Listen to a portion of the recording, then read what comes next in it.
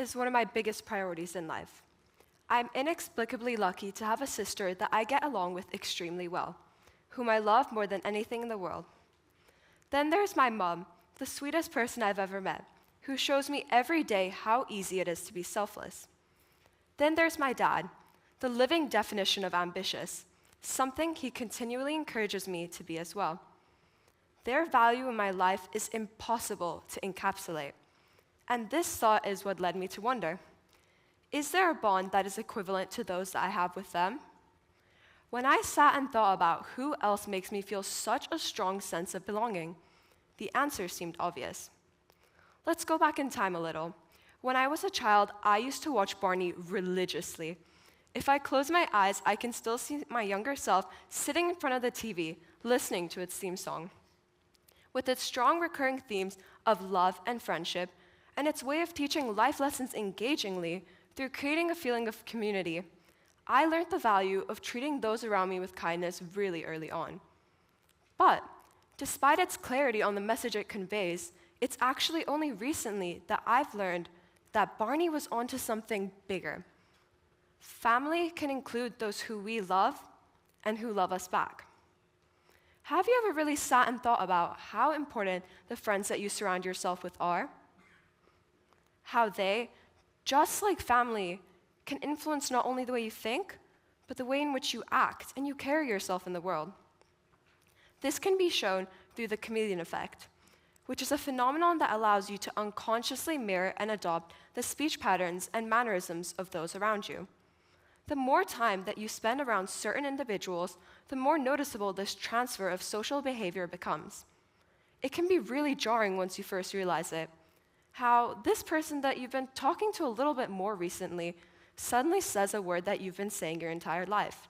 And you have to stop and think, have you been using this word excessively? Or have they just picked up on your habit really quickly? But studies have shown that this spontaneous mimicry is actually essential in developing relationships, as often it will lead to increased rapport between individuals.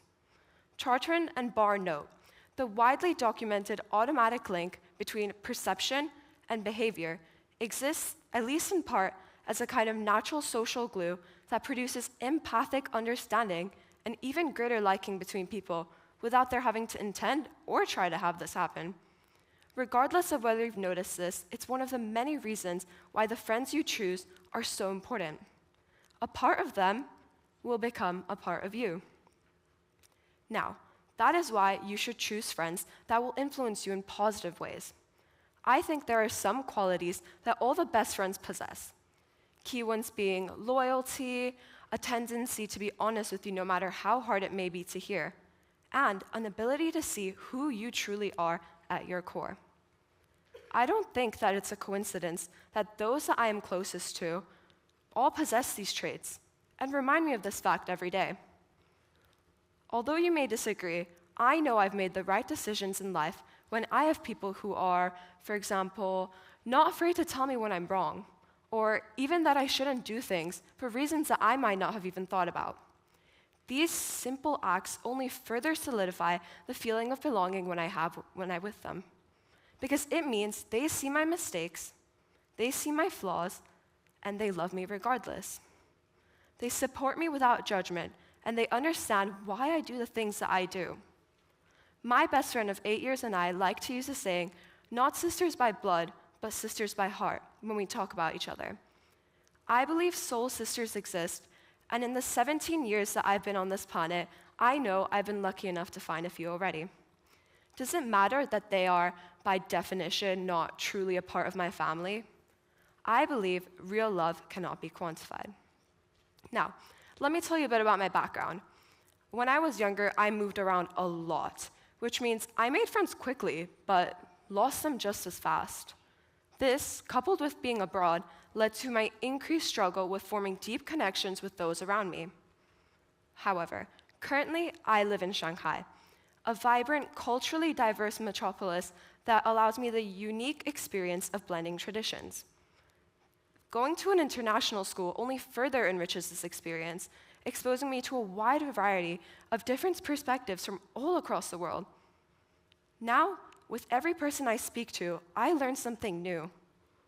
Although some assume that this would hinder my ability to make friends, it actually showed me that you can find friendship in the most unconventional places.